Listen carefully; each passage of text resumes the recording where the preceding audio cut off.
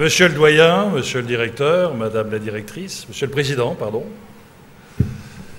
mesdames et messieurs les enseignants, mesdames et messieurs les parents, chers jeunes, je dois vous confesser que c'est une lourde responsabilité de porter le nom d'une promotion. J'ai accepté avec la perception que vous m'imposiez une lourde responsabilité, ce qui m'autorise peut-être aussi à vous délivrer ce qu'est aujourd'hui votre responsabilité. Je mesure aussi cet instant de fierté légitime de vos parents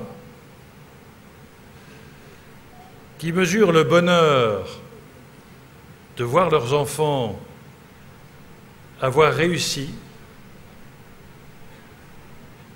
un retour affectif de tous les efforts qu'ils ont fournis pour vous accompagner dans ce démarrage de la vie qui vous attend.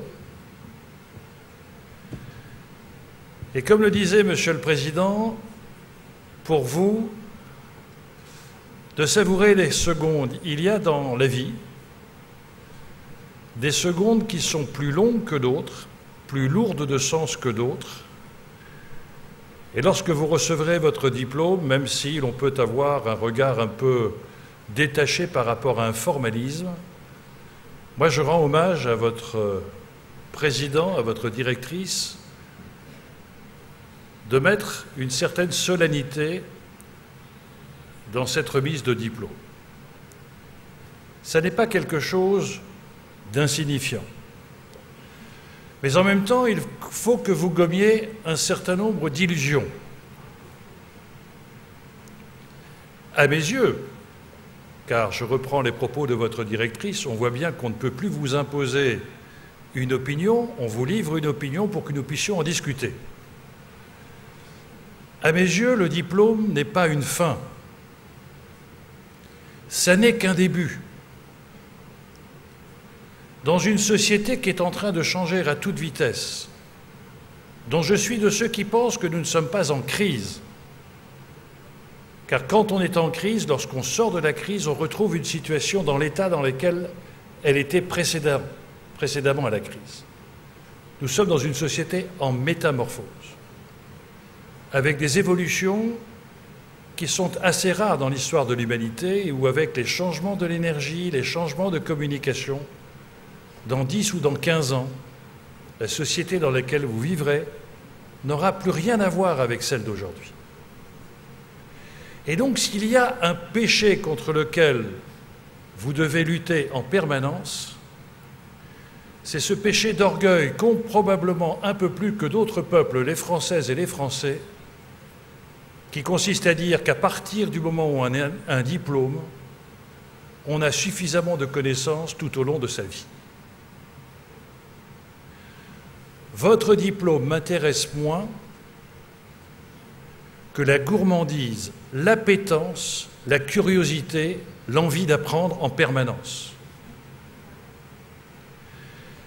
Essayez de cultiver ce mot de curiosité. Notre génération a eu un avantage, c'est de connaître de formidables avancées technologiques. Et nous avions le goût du rêve, de l'émerveillement, devant cette intelligence de l'homme. Lutter contre ce désenchantement dans lequel trop souvent, en tant que jeune, vous vous trouvez. Ça vous paraît normal. Je parlais à mon dernier fils et je disais « ça te fait quoi, le tunnel sous la Manche ?» Il m'a dit « ça fait une demi-heure ».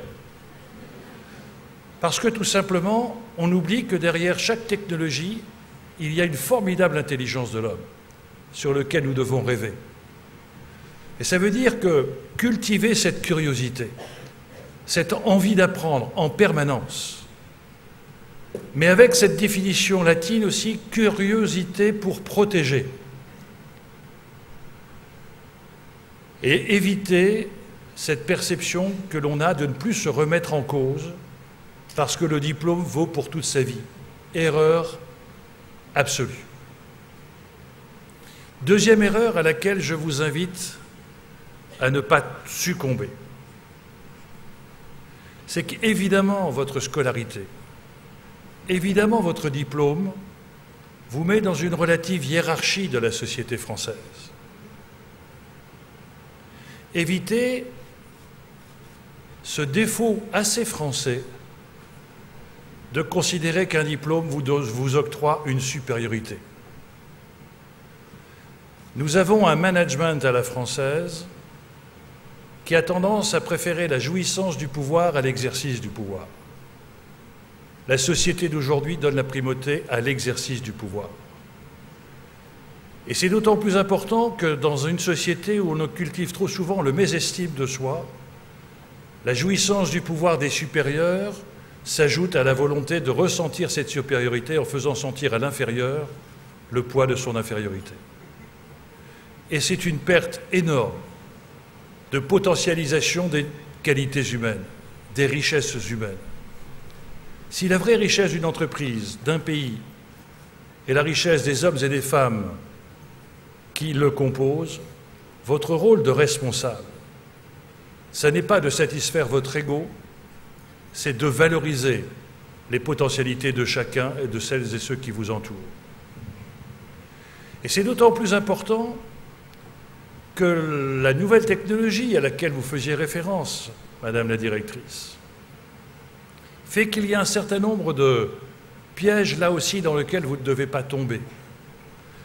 Je suis de ceux qui pensent que notre société n'a pas du tout compris les évolutions qui sont en train de la traverser et l'on demande à la société de s'adapter au système et non pas au système de s'adapter à la société. Et que l'on continue à croire que l'éducation, c'est l'acquisition d'un savoir et de remplir une tête. Et quelquefois, on demande aux enseignants de respecter plus les programmes que les élèves.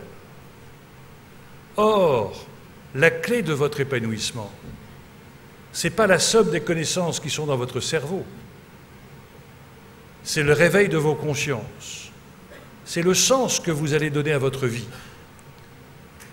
Monsieur le Président disait que vous alliez travailler jusqu'à 75 ans. Évidemment, on est dans la longévité de la vie. Mais ce que je vous invite, c'est qu'au lieu d'avoir l'obsession de donner des jours à votre vie, pensez en permanence à donner de la vie à vos jours. Et c'est quelque chose qui est tout à fait fondamental.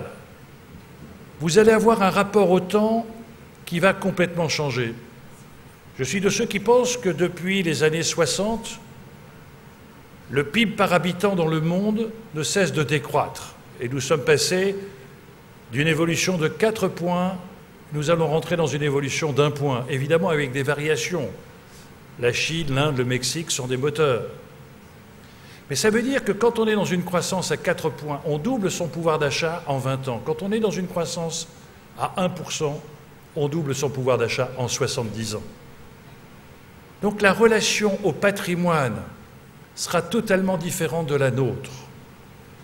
Et si vous n'avez donc pas d'espérance matérielle, ayez de formidables espérances spirituelles, de qualité de vie, de bonheur de vivre. Notre système économique mondial est en train de se voir remis en cause parce que la performance économique est en train de se déconnecter de la performance sociétale. Et aucun système économique, aucune puissance politique, aucune puissance militaire ne pourra se construire sur la désespérance des hommes et la destruction des richesses naturelles. Et l'on ne peut pas construire d'espérance collective sur des désespérances individuelles. Et donc cultivez en permanence en vous la confiance que vous devez avoir dans vos potentialités, sans pour autant tomber dans la vanité de croire que vous savez tout. Cultivez le doute, la curiosité, et pensez en permanence que ce qui est important, ce n'est pas uniquement les échanges marchands, c'est la qualité de la relation avec l'autre. Et c'est un problème compliqué pour vous, parce qu'avec les nouvelles technologies, on se parle de plus en plus et on s'écoute de moins en moins. Les gens qui parlent dans les entreprises, c'est ceux qui fument, parce qu'ils discutent à l'extérieur. Les autres, à 5 mètres, on ne se lève plus Pour passer un message à son collègue de travail, on lui envoie un mail. Une étude américaine prouve que le temps d'écoute entre les parents et les enfants a chuté de 35% depuis 5 ans. Quand il n'y a pas d'écoute, il n'y a pas d'empathie. Quand il n'y a pas d'empathie, il n'y a pas de mobilisation collective réussie. Mais au-delà de l'écoute de l'autre, ayez en permanence le souci de vous écouter vous-même. Je crois à une autre évolution de notre société. Le génie de l'homme a fait que l'on a reculé de façon extraordinaire les capacités physiques. On a inventé des grues pour des dizaines de milliers de fois, démultiplier la force du bras, courir, etc., etc., etc. Et jusqu'à relativement peu de temps, on était fatigué au travail et la nuit était réparatrice. Depuis relativement peu de temps, on a mis des technologies qui dépassent les capacités intellectuelles de l'homme de les maîtriser. Qu'il s'agisse de basculement monétaire en quelques nanosecondes, qu'il s'agisse de champs opératoires, d'évolution scientifique, ce qui veut dire que dans une société qui a privilégié la consommation, qui fait que souvent l'homme vaut plus pour ce qu'il dépense que ce qu'il pense. J'étais extraordinairement intéressé par ce que disait Madame la directrice et Monsieur le Président. Ne soyez pas des esclaves modernes d'émotions fabriquées par les autres, par écran médiatique.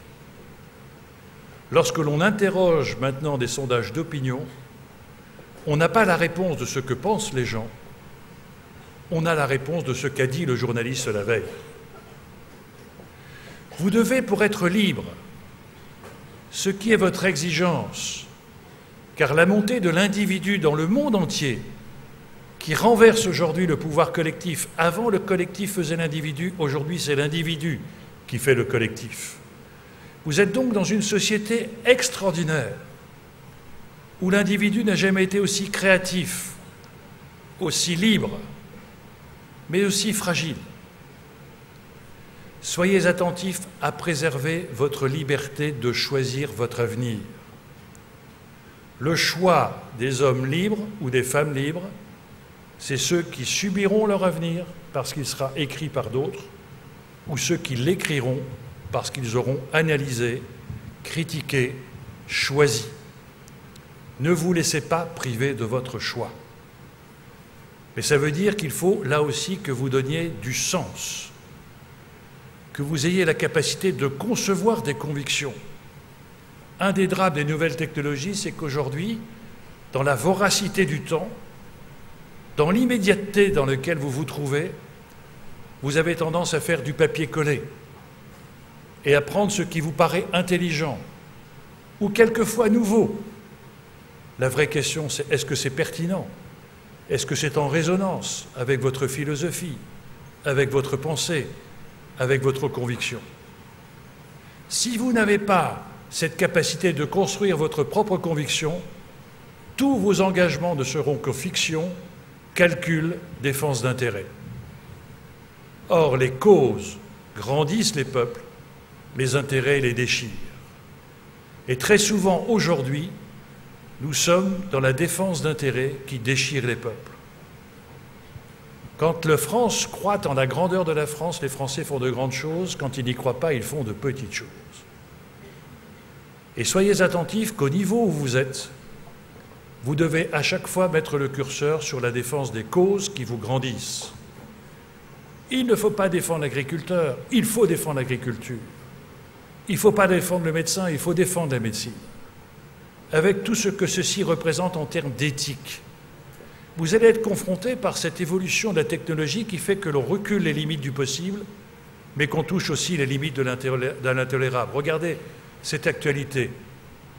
Vous avez à peu près en même temps cet homme criminel qui met sur YouTube son crime, et en même temps cette formidable femme saoudienne qui n'hésite pas, en filmant la police musulmane religieuse, de les interpeller en disant « Au nom de quoi voulez-vous restreindre ma liberté ?» malgré le fait qu'elle peut être lourdement condamnée dans son pays. Ne soyez pas dans l'utopie de croire que vous allez faire remonter le fleuve à sa source, mais vous pouvez être le rocher qui en modifie le cours. Et votre responsabilité, ça n'est pas de subir, ça n'est pas de vous conformer, c'est d'inventer, d'innover, de créer, de mobiliser. Et vous en avez les atouts. Mais il est évident que tout cet exercice ne peut se faire que si vous avez une formidable appétence à la vie et d'être attentif qu'au-delà de la fatigue physique que j'évoquais tout à l'heure, nous ne sommes plus dans une société, et le mot est un peu malheureux, mais je n'en ai pas trouvé d'autre, nous ne sommes plus dans une société de main-d'œuvre, nous sommes dans une société de cerveau d'œuvre. On connaît les limites de son corps et on réagit sur les crampes et quelquefois on le modifie pour la beauté du corps, etc. On ne connaît pas la fatigue cérébrale. Or, vous rentrez dans une génération où vous consommez votre capacité d'équilibre cérébral sans même vous en rendre compte. J'avais été très frappé, et nous sommes à l'amers de ces sciences. Je vous dis cela simplement pour vous interpeller. Avec Boris Cyrulnik, on a aujourd'hui la capacité de voir les impacts sur les lobes cérébraux d'un certain nombre d'émotions, pour le pervers sexuel par des projections d'images pornographiques. Mais l'on a bien vu que la personne âgée qui ne parle pas pendant 4 mois, on voit très nettement la dégradation de certains lobes cérébraux. On voit bien que l'enfant qui est en déficit affectif, qui a 3 ou 4 ans, connaît la pensée et connaît la pensée différentielle à un retard d'1 à 2 ans par rapport à ce déficit affectif.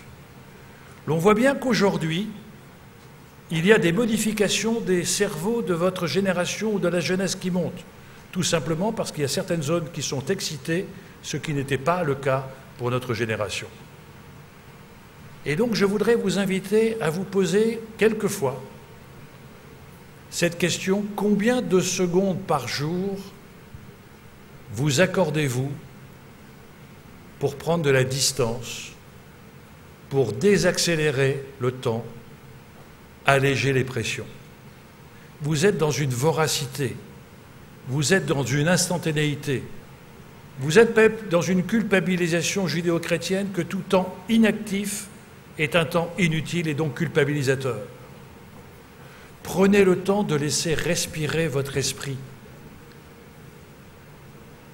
Xavier Fontanet, le PDG d'Essilor, me disait « Vous êtes programmé pour avoir un accommodement visuel de 150 000 par jour. » Je regarde le président, je regarde la directrice, je fais 2 accommodements. Dans notre activité normale de notre génération, on en consomme entre 35 et 40 000. Un jeune qui s'appuie sur 2 heures sur ces jeux électroniques a consommé la totalité de son bagage journalier. Au-delà, il est en fatigue cérébrale. Et l'on voit bien qu'aujourd'hui, soyez attentifs à cette philosophie plutôt canadienne et qui n'est pas française. Au Canada, quand vous allez au travail, vous laissez vos problèmes personnels à la porte. Quand vous allez chez vous, vous laissez vos problèmes professionnels à la porte. En France, il y a une porosité totale. Vous allez chez vous avec vos problèmes personnels, au boulot avec vos problèmes personnels et l'inverse. Ce qui fait que nous commençons à avoir quelques problèmes avec certains cadres qui, quelquefois, sont en rupture de divorce parce qu'ils préfèrent discuter avec leur ordinateur qu'avec leur femme. Ne laissez jamais mettre en péril la qualité de votre vie affective, de votre vie de bonheur. Le bonheur est trop fragile pour le laisser piétiner par quelconque position d'intérêt. C'est quelque chose qui est essentiel et qui doit être au cœur de votre philosophie. Si vous voulez être des hommes et des femmes, il faut gérer un équilibre de plus en plus compliqué, avec une technologie qui peut faire reculer les limites du privé.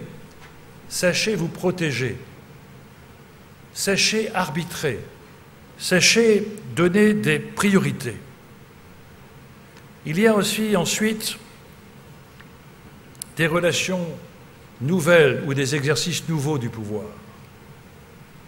Je le disais tout à l'heure, la France préfère la jouissance du pouvoir à l'exercice du pouvoir, c'est-à-dire que quand on a un titre, On se croit supérieur. Le président se croit supérieur au directeur, le directeur, etc., au professeur. C'est la même chose. On est un peu comme cela. Sachez que le titre n'est pas la supériorité, mais c'est de la responsabilité.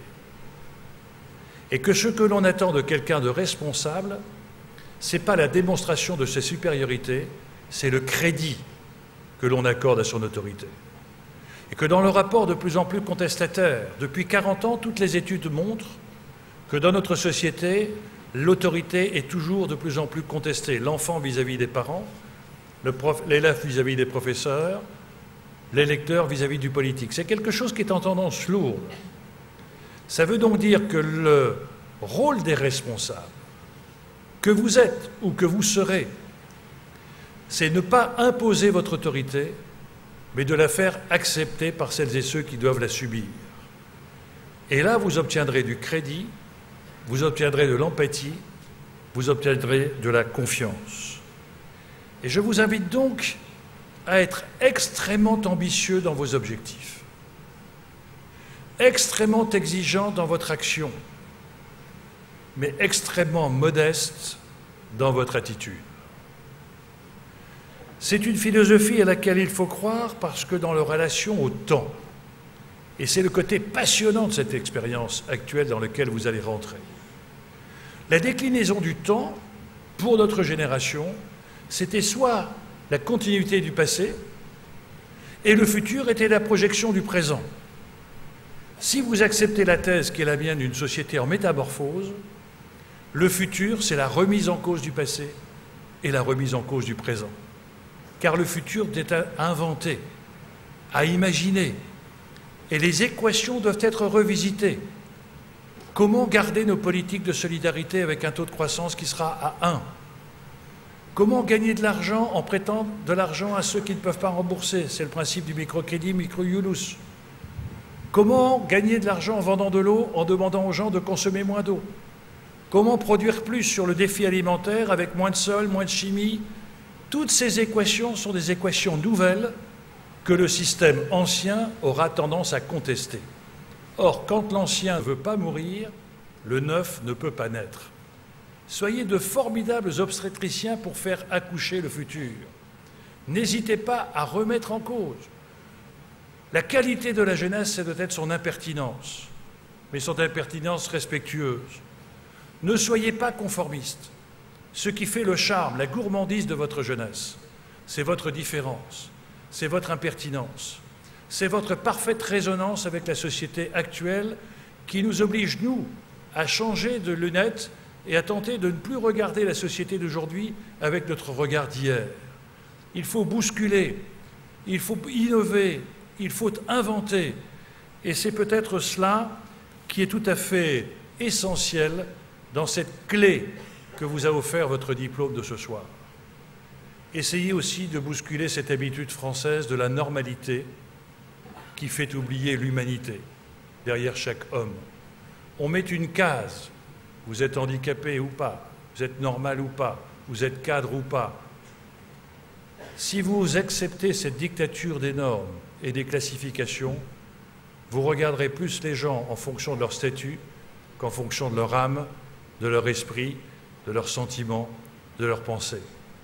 Ne soyez jamais insensibles au fait d'essayer de découvrir derrière les apparences la résonance intellectuelle, affective de chaque homme et de chaque femme. Et n'oubliez jamais cette phrase de Malraux. Malraux disait « Il y a quelque chose de pire pour un homme que la mort, c'est de mourir un jour sans connaître les richesses que l'on portait en soi-même. » Vos enseignants et vos parents vous ont permis aujourd'hui par ce diplôme de mesurer peut-être la réponse que vous vous êtes souvent posée « Tiens, si j'ai un diplôme, c'est peut-être que j'ai un certain nombre de potentiels. » Et puisque vous avez aujourd'hui la jouissance de cette découverte ou de cette confirmation, n'hésitez jamais à être les jardiniers de l'espoir, de l'espérance pour celles et ceux que vous allez côtoyer et pour le bonheur de celles et ceux qui vont vous regarder grandir, vos parents et nous-mêmes. Merci et soyez à la hauteur.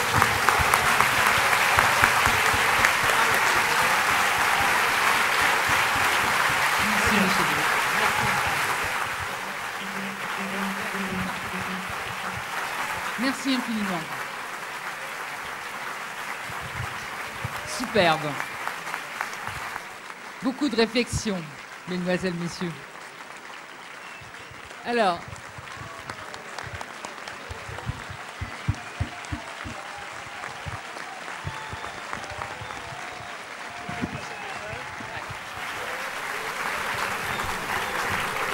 je ne suis pas sûr que vous ayez raison d'applaudir parce que j'ai un dernier message à vous faire passer. Vous m'avez invité à accepter que votre promotion porte mon nom. J'ai oublié de vous dire que, puisque vous me l'avez demandé et que vous êtes plutôt des porteurs d'échanges, il y a une réciprocité dans cela. C'est puisque vous faites partie de la promotion Jean-Paul Delevoye, je vais regarder parce que maintenant vous êtes obligés d'être parmi les meilleurs.